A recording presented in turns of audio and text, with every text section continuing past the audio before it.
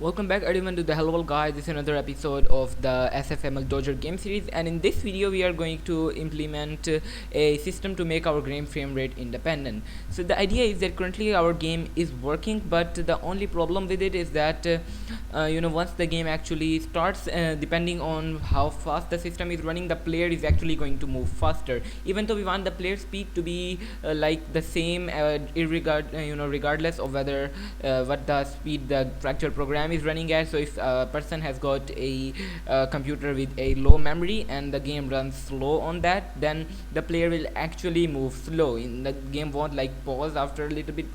The player will actually move slowly, and if it's running faster, then the player will move faster, and that might change throughout the game as the memory is used by different processes. So that is a real problem, and in order to fix that, we need to implement a frame rate independent system.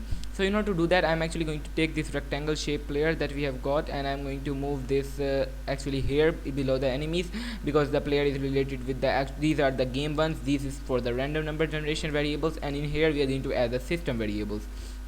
So for this we are going to create a variable of type sf colon colon clock, which is going to be called clock. Then what we are going to do is we are going to go down here, actually not in the main function, but instead in the in this function, which is basically the reset function. We are going to call the clock dot restart method, so that the clock is basically this is going to be the first time that the clock starts at the during the reset. So that's pretty awesome. Now we are going to actually go in here, and in the game loop we are also going to restart the clock each time that the game ends.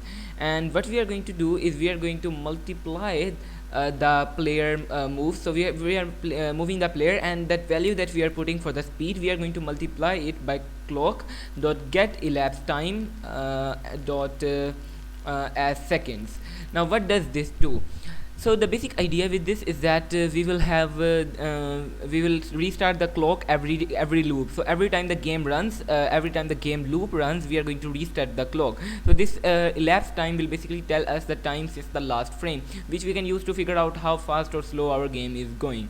So we are going to do the similar thing for here in the other one, and we are going to do the same thing for the enemy dot move, and you can actually multiply a vector by a float quite easily, and that's pretty much it. Now what I'm going to do is if I actually let me try to run the program here. What you should see is that it fails to compile because clock is already a predefined thing in SFML. So we need to change the name to game clock. So I just change all of the places where you got clock to something like game clock or any other variable. You can use an underscore if you want, but we are going to do this. So after that, let's actually try to run the program and see what happens.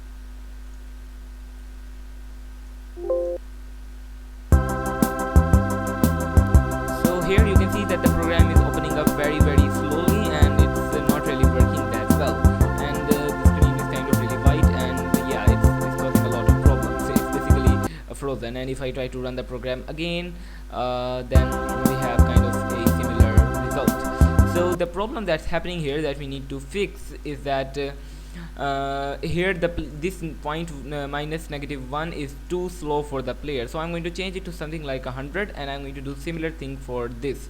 Now if I try to run this now, and let's see what happens when I do this. So the game starts, and you can see that the player can now be moved quite faster compared to the enemies, but it's not really that fast.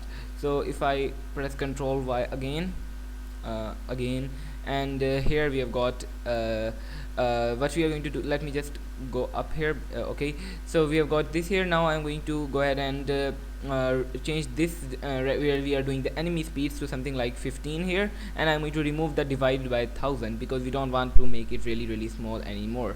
And I'm going to do similar things for here. You can kind of have it at whatever you want. I'm going to set this to 75, and we are going to remove this now. And the other thing that you want to make sure that you do is you want to change this to be something like 320 instead of what we have got right now. So 320 will mean basically that we add a lot more to it. Maybe 220 will be enough. And for this I'm actually going to change this to 150 maybe, and as far as this is concerned, let's change it to 25. Actually let's keep it at 20.